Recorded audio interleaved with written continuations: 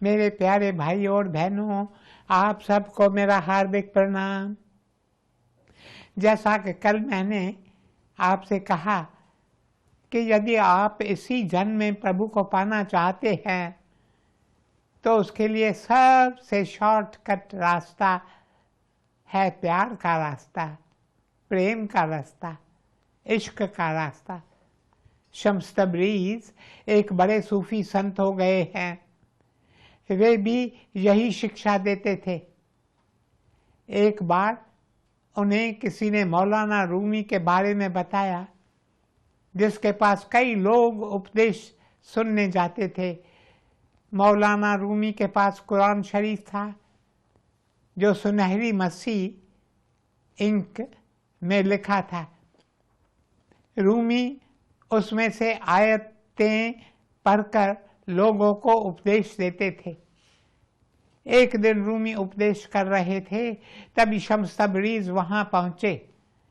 उपदेश पूरा हुआ, सब लोग अपने अपने घर चले गए। रूमी ने अपना कुरान शरीफ एक सिल्क के कपड़े में बांध कर रख दिया। शम्स तबरीज ने उनका कुरान उठाकर पास में एक तालाब था, उसमें डाल दिया। यह देख रूमी को गुस्सा आया।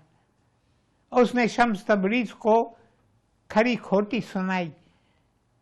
रूमी की शान ऊंची थी, बड़े बड़े लोग उसका उपदेश सुनने आते थे। मौलाना रूमी सोचते हैं, ये कौन है? इस तरह मेरा कुरान शरीफ पानी में डालने का हक किसने इसे दिया है? इस पर शम्स तबरीज कहते हैं, मेरे बालक, जरा धैर्य से काम लो। तुम्हें तुम्हारा कुरान शरीफ चाहिए ना? यह सुनकर रूमी कहता है, बालक, मैं तुम्हारा बालक हूं? तुम स्वयं को समझते क्या हो? तुमने मेरा इतना बड़ा खजाना तालाब में डाल दिया। शम्स तबरीज फिर बोले, बालक, जरा धैर्य से काम लो। बालक, धैर्य से काम लो। ऐसा कहकर उन्होंने तालाब में हाथ डालकर कुरान शरीफ निकाला और रूमी को दिया। रूमी ने जब कुरान शरीफ देखा तो उसे बड़ी हैरानी हुई, क्योंकि जिस कपड़े में कुरान शरीफ बंधा था, न वो कपड़ा गीला हुआ, न कुरान शरीफ को कुछ हुआ। यह देखकर रूमी उनके चरणों में गिर पड़ा और पूछा, आपने ये चमत्कार कैसे किया? आपने ये कला कहाँ से सीखी? कृपया आप मुझे भी ये कला सिखाएं। इस पर शम्स तबरीज ने कहा, यदि तुम ये कला सीखना चाहते हो तो उसके लिए सबसे पहले तुम जो कुछ जानते हो, तुमने जो कुछ सीखा है, उसको भुला दो और स्वयं को प्रेम का सबक सिखाओ, प्यार का सबक सिखाओ। फिर तुम भी ये कला सीख जाओगे। रूमी इसलिए तैयार नहीं था, पर वहीं पास एक युवक खड़ा था जिसका नाम था बदरुद्दीन। वह बोला, मैं तैयार हूं। तब रूमी ने कहा, तुमने सीखा ही क्या है जो तुम भुलाओगे? लेकिन शम्स तबरीज ने कहा, बदरुद्दीन, तुम भाग्यशाली हो। तुमने कुछ सीखा है या नहीं, तुम सब कुछ भूलने को तैयार हो। इसलिए अब तुम प्रेम का सबक सीखो। जाओ, किसी से जाकर प्यार करो। जब प्यार करोगे तब अपने आप तुम्हारा प्यार खुदा के तरफ जाएगा, तुम खुदा को पालोगे। बदरुद्दीन चल पड़ा। अब वह एक स्थान पर जाकर खड़ा हो गया। सामने एक राजा का महल था। महल की खिड़की पर शहजादी खड़ी थी। शहजादी बहुत खूबसूरत थी। उस युवक को शहजादी से प्यार हो गया। वह एक टक खिड़की की तरफ देखता रहा। शहजादी कभी खिड़की पर आती, कभी वह अपने कक्ष में चली जाती, लेकिन युवक खड़ा ही रहा। इस तरह वह 3 दिन 3 रातें लगातार खड़ा रहा। लोगों ने देखा और एक आदमी ने जाकर बादशाह को बताया कि एक युवक का दिल आपकी शहजादी पर आ गया है। 3 दिन न उसने कुछ खाया है न कुछ पिया है, बस खिड़की के सामने खड़ा है। तब बादशाह ने कहा, यदि युवक 3 दिन इस तरह खड़ा है तो जरूर इसमें दम होगा। उसने अपने वजीरों को बुलाया और उनसे सलाह मशवरा किया। तब वजीरों ने कहा, यदि युवक शहजादी से सचमुच प्यार करता है तो उसे अपने प्यार का सबूत देना होगा। सबूत देने के लिए उसे राज्य की जो सबसे ऊंची मीनार है वहां से युवक को कूदना होगा। यदि युवक तैयार है तो हम बेशक समझेंगे कि वह सचमुच शहजादी से प्यार करता है। मेरे प्यारे भाइयों और बहनों, जिस आदमी ने बादशाह को युवक के बारे में बताया था, उसने युवक के पास आकर वजीरों का फैसला सुनाया।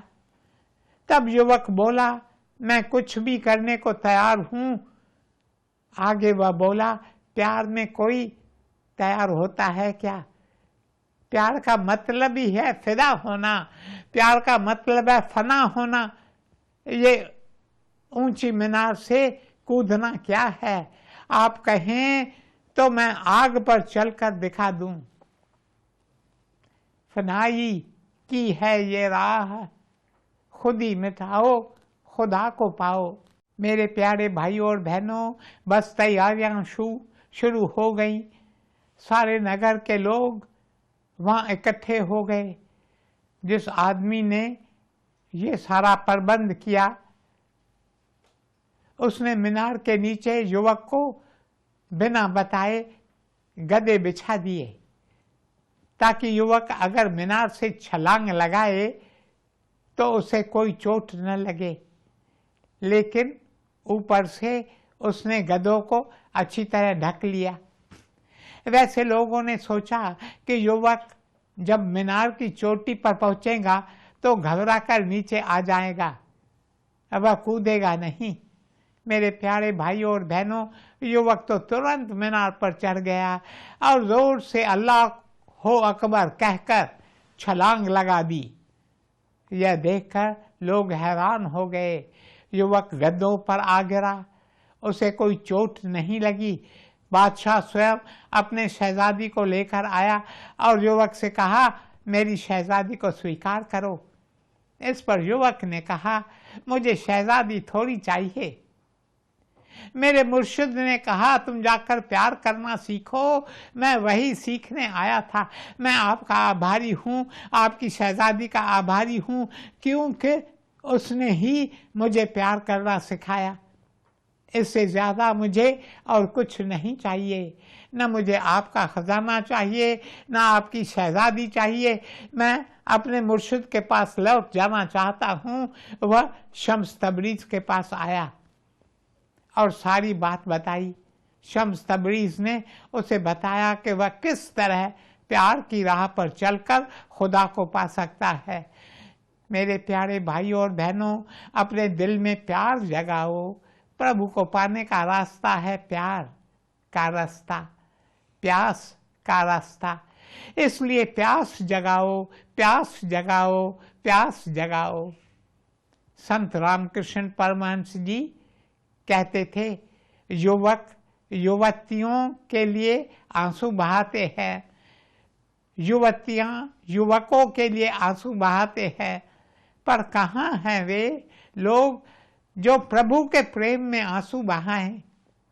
Verily I say unto you, if only you will weep for the Lord, if only you will long for the Lord, if only you will yearn for the Lord, you will easily reach the Lord. प्यास जगाओ, तरफ जगाओ, इश्क जगाओ, प्यार जगाओ, मोहब्बत जगाओ अपने प्रभु के लिए, फिर आप भी उन्हें पालेंगे। प्रभु को और कुछ नहीं, बस हमारा प्यार चाहिए। मेरे प्यारे भाई और बहनों, मैं बार बार आपसे ये प्रश्न पूछता हूँ, मैं थकता नहीं। आप शायद थक गए होंगे। मैं आपसे पूछता हूँ, क्या आपने कभी ईश्वर से कहा है, हे प्रभु मैं आपसे बहुत प्यार करता हूँ, मैं आपको बहुत प्यार करना चाहता हूँ, मैं संसार में सबसे ज्यादा आपसे प्यार करना चाहता हूँ। भगवान हमारे मुंह से ये सुनना चाहते हैं। वे कहते हैं तुम लोग इतना समय मुझसे दूर रहे हो, तुम मुझे भूल गए हो, पर मैंने तुम्हें नहीं भुलाया है। He never forgets us. He will never forget us. पर हम उन्हें भुला देते हैं। जब हमारा उनसे कोई मतलब पड़ता है तब हम उन्हें याद करते हैं। जब हम पर कोई विपत्ति आती है, जब हम किसी कष्ट में होते हैं, जब हम देखते हैं कि संकट की घड़ी में हमारी सहायता करने वाला कोई नहीं है, तब हम भगवान को याद करते हैं, पर बाद में फिर उन्हें भूल जाते हैं। मेरे प्यारे भाई और बहनों, मैं सोच रहा था कि हम प्यार के राह पर कदम बढ़ाएं, हम प्यार की राह पर उन्नति करें। उनके लिए हमें क्या करना चाहिए? प्यार के राह पर चलने के लिए सबसे पहली जरूरी बात है, प्रभु के पावन नाम को कभी न भूलें। अपने दिल में प्रभु के प्रति प्यार जगाने के लिए, प्यास जगाने के लिए प्रभु के पावन नाम का स्मरण करें। हम सत्संग में आते हैं, सत्संग समाप्त होने पर घर वापस जाते हैं, कदम कदम पर नाम जपते रहें। अगर आप अभ्यास करेंगे तो आपको आदत हो जाएगी। आप सारा समय नाम जपते रहेंगे, आपका ध्यान किसी और बात में जाएगा ही नहीं। उठते बैठते, सोते जागते, चलते फिरते, काम काज के बीच में 2 सेकंड 4 सेकंड निकालकर नाम जपे, प्रभु को पुकारें। जितना छोटा नाम उतना अच्छा। जो भी नाम आपको भाता हो, चाहे तो श्री राम का नाम जपें, चाहे तो श्याम का नाम जपें, चाहे तो सतनाम जपें। यदि बड़ा नाम चाहते हैं तो कोई मंत्र जपें, जैसे महामंत्र हरे राम राम राम हरे हरे, हरे कृष्ण कृष्ण कृष्ण हरे हरे। मेरे प्यारे भाई और बहनों, हम कोई भी नाम जप सकते हैं। हमें नाम मुफ्त में मिल गया है। नाम जपने के लिए पैसे खर्च करने की जरूरत नहीं होती। प्रभु का नाम बहुत मीठा है। देखो, हम यहाँ सत्संग में बैठकर जब प्रभु का नाम गाते हैं तो हमें कितना आनंद मिलता है। इसलिए दूसरी जरूरी बात है, सत्संग में आओ। Make satsang an essential item in your daily programme. सत्संग में भक्तगण होते हैं। जब आप सत्संग में बैठकर भक्तों के साथ प्रभु का पावन नाम जपेंगे तो हम भी पार लग जाएंगे। हम संसार के संसर्ग में 23 घंटे रहते हैं, जिससे हमारी आत्मा पर दाग लग जाते हैं। ये दाग कैसे धुलेंगे? दिन ब दिन ये दाग बढ़ते जा रहे हैं। सत्संग में आने से ये दाग धुलने लगते हैं। सत्संग में आकर अपना मुख खोलकर नाम गाओ, ताली बजाओ, ताली बजाओ, ताली बजाओ। संत रामकृष्ण परमहंस जी कहते थे, जब आप ताली बजाकर प्रभु के पावन नाम का संकीर्तन करते हैं तो आप उस आदमी की तरह हैं जो एक वृक्ष के नीचे बैठा ताली बजा रहा है। वृक्ष पर पाप रूपी पंछी बैठे रहते हैं, वे सब उड़ जाते हैं। हमारे सारे पाप उड़ जाएंगे, पर वे पंछी छोड़ेंगे नहीं, वे फिर आकर आपको पकड़ लेंगे। इसलिए आप नाम जपते रहो, नाम चलता रहे, चलता रहे, चलता रहे। तीसरी जरूरी बात है, जैसे जैसे हम नाम जपने लगेंगे वैसे वैसे हमारा अंतःकरण शुद्ध होने लगेगा।